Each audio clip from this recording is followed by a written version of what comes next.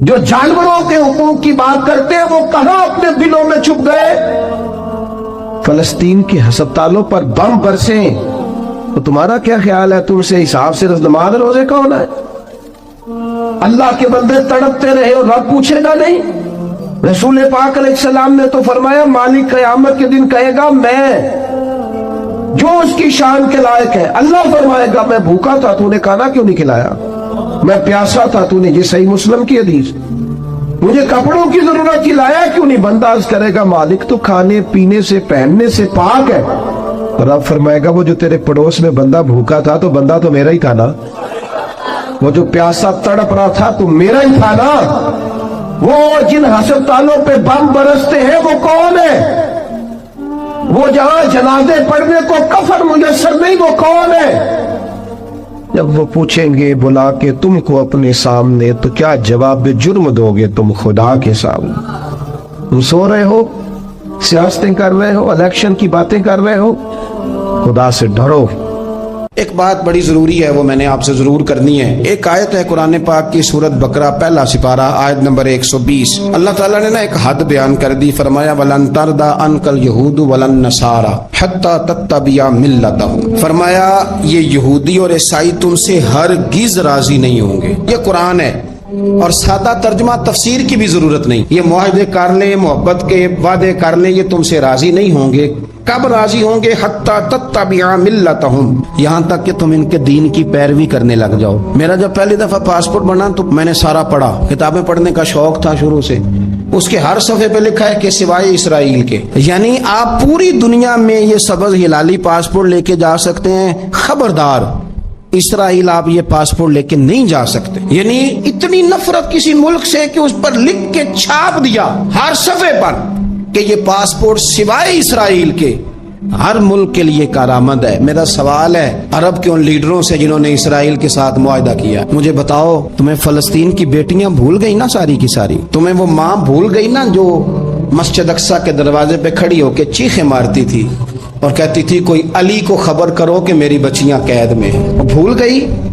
تمہیں وہ بہن بھول گئی نا جس پر شراب کی بوتل انڈیڑتے تھے اسرائیل کے فوجی؟ وہ آپ کو ابھی بھی ویڈیو مل جائے گی، وہ انڈیلتے تھے شراب کی بوتل، اسے پکڑتے تھے، دست درازی کرتے تھے، اور وہ بیٹی کہتی تھی یا رحمت للعالم۔ بھول گیا تمہیں وہ سارا کچھ؟ تم نے 1 منٹ لگایا اور تم معاہدہ کس سے کروا رہے ہو؟ امریکہ کے صدر سے؟ اتنا ظلم کیا تم نے، اتنا قاتل کے ساتھ معاہدہ؟ کیا سمجھتے ہو فلسطین والوں کا کوئی والی وارث نہیں؟ سنو، میرے رسول کریم صلی اللہ علیہ وسلم نے فرمایا میرا کوئی مالدار امتی دنیا سے چلا جائے، پیسے جائیدادیں چھوڑ کے جائے تو اس کی اولاد میں بانٹ دینا، لیکن اگر اس کے ذمہ قرضہ ہو تو میرے پاس آ جانا، میں اپنے امتی کا قرض ادا کروں گا۔ جس کا کوئی وارث نہیں ہوتا مدینے والا اس کا وارث ہوتا ہے، میں قرض دوں گا اپنے امتی کا۔ کیا سمجھتے ہو فلسطینی لاوارث ہے؟ صبح قیامت نبی پاک تم سے سوال کریں گے، تمہیں اللہ کے حضور حاضری دینی ہے۔ کیوں نہیں صلح کرتا اسرائیل فلسطین کے ساتھ؟ لبنان کے ساتھ دوستی کیوں نہیں کرتا؟ شام سارا کٹ گیا اسرائیل کی وجہ سے، آج تمہیں خیال آیا ان کے ساتھ معاہدہ کرنے کا؟ ہمیں سبق پڑھاتے ہو، خدا سے ڈرو۔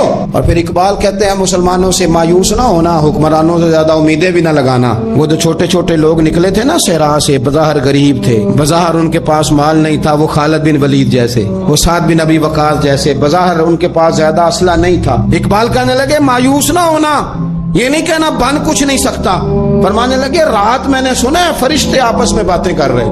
واہ اقبال تیرا بھی انداز کتنا نرالا ہے۔ کہنے لگے رات فرشتے آپس میں باتیں کر رہے تھے، میں نے سن لی ہیں۔ بھلا وہ کیا کہہ رہے تھے؟ یہ سارے لوگ نا خالد بن ولید، سعد بن ابی وقاص، یہ صحرا کے رہنے والے تھے، اور اس وقت کی سب سے سپر پاور روما کہلاتی تھی، الٹ پلٹ کے رکھ دی ساری رومی سلطنت۔ تو اقبال کہنے لگے رات فرشتے آپس میں باتیں کر رہے تھے کہ سنا ہے پاکستان کے ہندوستان کے مسلمان جوان مایوس ہو گئے۔ کہنے لگا نہ مایوس ہونا، نکل کے صحرا سے، جس نے روما کی سلطنت کو الٹ دیا تھا، نکل کے صحرا سے۔ گرمی دیکھو اس شیر کی، ولولہ دیکھو اس مرد کا جو مصور پاکستان ہے، نکل کے صحرا سے جس نے روما کی سلطنت کو الٹ دیا تھا۔ سنا ہے میں نے یہ قدسیوں سے، وہ شیر پھر ہوشیار ہوگا۔ وہ کل باتیں کر رہے تھے کہ بہت سارے ان میں سے پھر جاگ گئے، اور بڑی جلدی وہ بلاک بنائیں گے. سنا ہے میں نے یہ قدسیوں سے کہ وہ شیر پھر ہوشیار ہوگا, وہ آئے گا میدان میں, نکلے گا اور انشاءاللہ یہی چراغ جلے گا تو روشنی ہوگی. انسان زندگی میں جب جدوجہد کرتا ہے, کوشش کرتا ہے, وہ بہت سارے دنیاوی اسباب اختیار کرتا ہے. جتنی عقل اللہ نے دی ہوتی ہے اس عقل کا بھی وہ استعمال کرتا ہے, کوشش کرتا ہے کہ کچھ اچیو کر سکے زندگی میں, کچھ مقاصد کا حصول اسے میسر آئے. عزیز بھائیوں, ایک بات اپنے ذہن میں اچھی طرح بٹھا لیں اور لکھ لیں کہ زندگی میں جو کسی بندے کو کامیابی حاصل ہوتی ہے وہ رب تعالیٰ کی مدد سے حاصل ہوتی ہے. اگر رب تعالیٰ مددگار ہو تو پھر کوئی چیز بھی رستے